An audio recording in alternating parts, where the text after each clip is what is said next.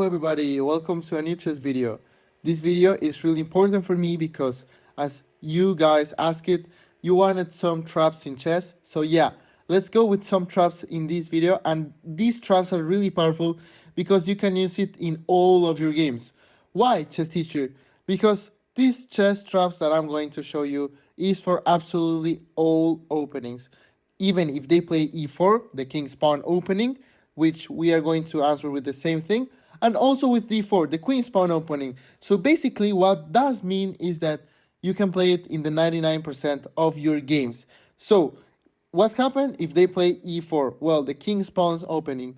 Well, then we are going to play knight f6.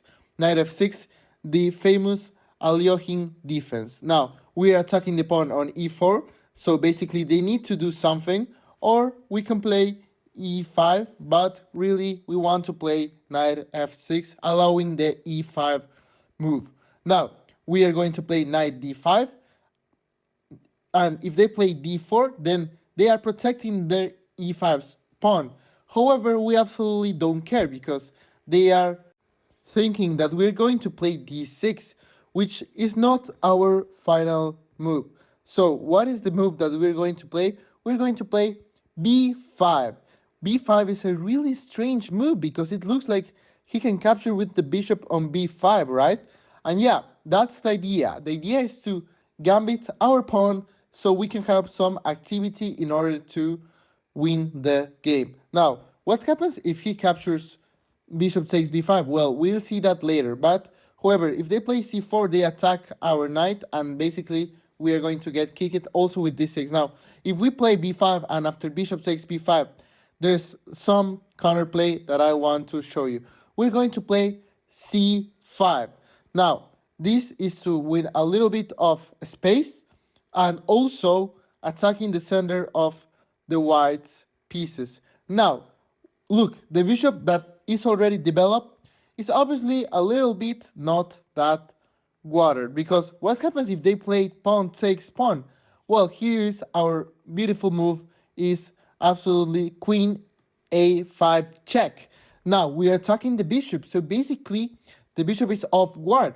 It doesn't have pieces that protect the bishop.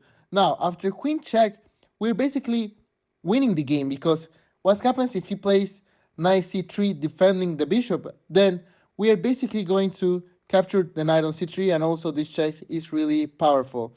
Now, therefore, we're winning a piece. However, they're also attacking a piece, therefore, if we take the bishop. Now, obviously, if queen is attacking the knight, it's also attacking our rook. Now, our opponent is really interested on making that choice, because if we are going to capture his piece, he wants to capture our piece. Now, look, after queen e5 check, obviously, let's see what our opponent does if it's covered with the knight. As I told you, we're going to capture the knight, pawn takes, and after queen takes b5, he has some queen d5, and it's not really good for us because he's attacking our rook. Now, a good move which they could play here is basically obviously c3, because after queen takes b5, they are going to capture our knight on d5, right? So, look, but if we can see really in some deep moves, after queen takes d5, now they are lost because we have a really good move which is really demolishing. Bishop b7, and now the important thing is that the queen defends on b7, and we are attacking the queen and also the g2 pawn. Look, it's really important for us to play this move because we're basically attacking not only the queen, but we're also attacking the g2 pawn, which is undefended. And after bishop takes g2, we're attacking the rook, and also he cannot defend the rook because it's basically trapped, and our bishop is really powerful. Now, obviously, this is even worse because after knight a3, they are attacking only our queen. So after knight a3, it looks like our queen is getting attacked, but we have this queen f1 check, and we're basically winning the game because after king d2, the bishop is getting trapped, and obviously we're going to capture the rook sooner or later with also capturing the knight, and the knight is also trapped. Now, look what position we have. A really undefended king where it traps the bishop, and also we have a really active queen, but also our king is not that good. However, this is a win for us. Now, notice that with e4 is the same thing. Now let's go with d4. Now we all obviously want to reach that same position with d4. Now, and before we continue with this trap, I wanted you to subscribe to our channel because I really like chess, and you guys, I know that you really like chess. So it's basically too important for me to continue make these videos because it's really helpful for everybody. Now, however, we want to win too many games, right? So after d4, obviously we are going to have too many options as black, right? Because as black pieces, we have too many options. Now, we're going to play directly b5. Now, it's a really strange move, I know, but this video is literally the b5 video because all the moves we're playing are basically b5. Now, they're going to play e4, trying to attack our pawn. Now, we're going to play knight f6, and if they decide to capture, we're going to capture on e4, and it looks like it's pretty equal, right? Because we captured a central pawn for our really not that important pawn. Now, it's obviously a better exchange for us because we want to have a central pawn. Now, he's obviously not going to take that pawn. Now he's going to play e5 and knight d5, and after bishop takes b5, look, if you can notice, we have the exactly same position. So basically, this gambit, you can play it with all the positions. Now, after c5, look, obviously, if pawn takes, it's obviously the same idea, queen a5, check, and all that stuff. Now, obviously, what happens if he plays c3, trying to prevent the queen a5 check? Now, he's obviously going to prevent that, but we're going to capture d4 because we don't care. After pawn takes d4, we have queen e5 check. Now, after queen a5 check, he obviously needs to do something with his bishop. Now, if you can see, the queen cannot longer attack on d5 because the pawn on d4 is basically blocking. And after queen d2, we also have queen takes b5. So he is going to play knight c3. But after knight c3, look, we're basically going to capture knight takes c3, pawn takes c3, and after queen takes b5, look, we have a really good position. Now, obviously, we are up on material. He has a little bit of advantage on his central pawns. However, this is a win for us because we have basically a piece up and we are winning. Now, we want to remember that after e4, knight f6, e5, knight d5, d4, and b5, yes, there's all things good for us. But, however, after bishop takes d5, c5, look, the pawn on d4 is obviously distracted by the pawn on c5. However, we already seen c3. Now, however, what happens if he plays c4, which attacks our knight? It's a really important move for them because basically they're attacking our knight and they're also protecting the bishop on b5.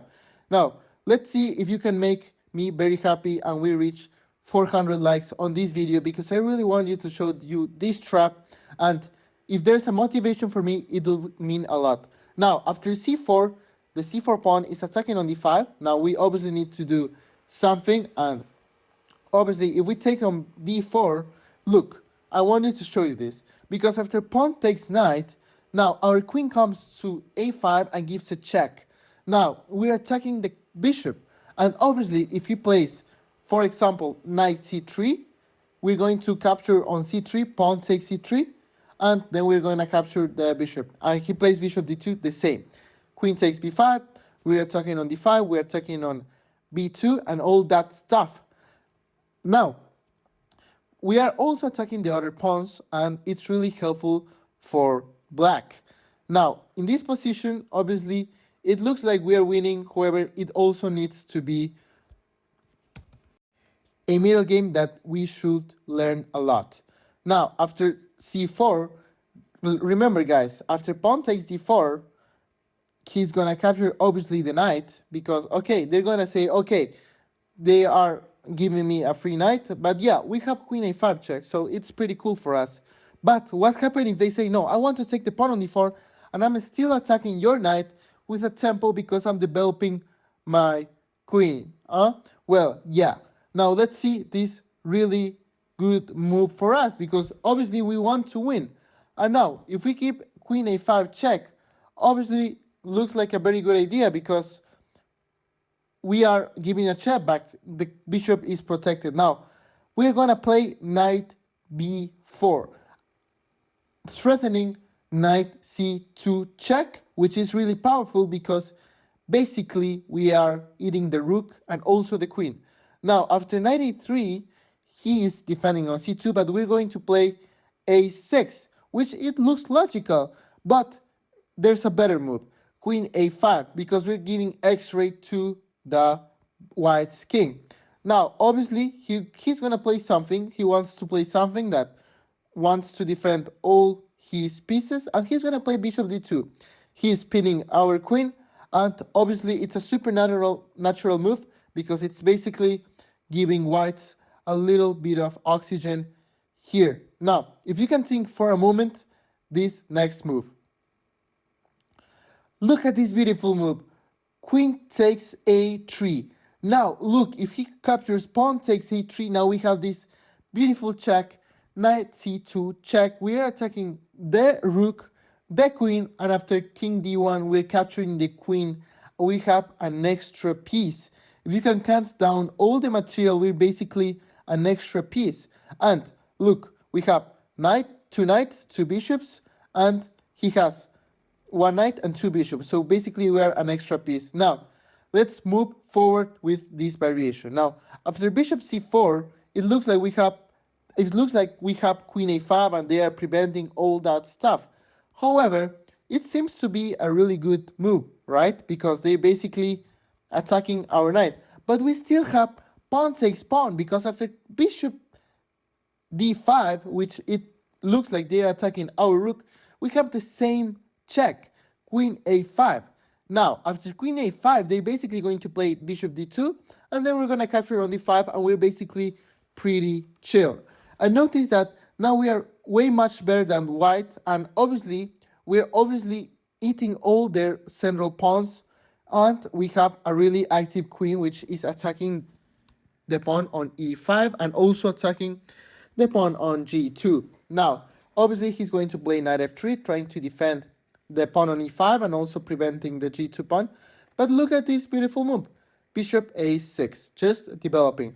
Now he can't castle. And obviously, guys, if you don't castle in chess, it's pretty dangerous for you because now you can't play a really solid position.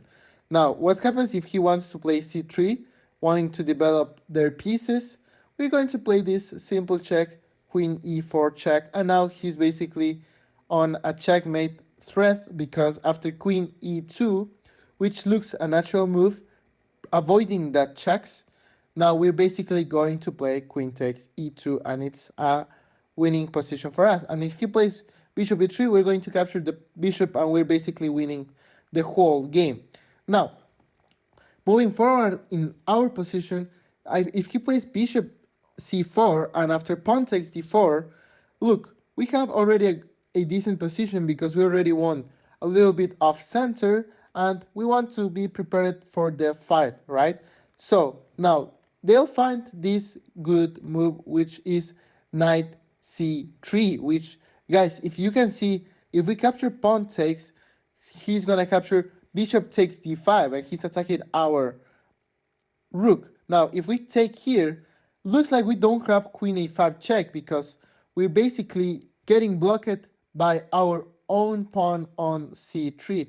However, we're going to play queen a5 because we don't care. We're doing x-ray to the king, and we're also attacking the bishop. Now, if he plays pawn takes c3, we're going to play queen takes, and we're attacking the rook and also the pawn, and we are better. Now, the most logical move, bishop takes a8. Now, it looks like we already lost our rook, but we're going to play pawn takes b2 with a check and also capturing the b2 pawn. Now, it looks logical to capture on the rook, but we're going to capture queen takes pawn because we don't care. And after queen e2, we're going to capture pawn takes a1, and we're also going to promote to a queen because now it's double queen, but also a check.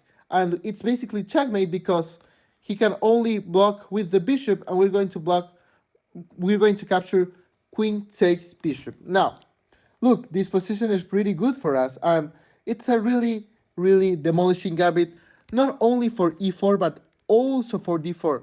Now, guys, if you loved this video, I would like you to please like this video because of this stitch that we are having in this channel, this really beautiful, beautiful toy, and please like and subscribe.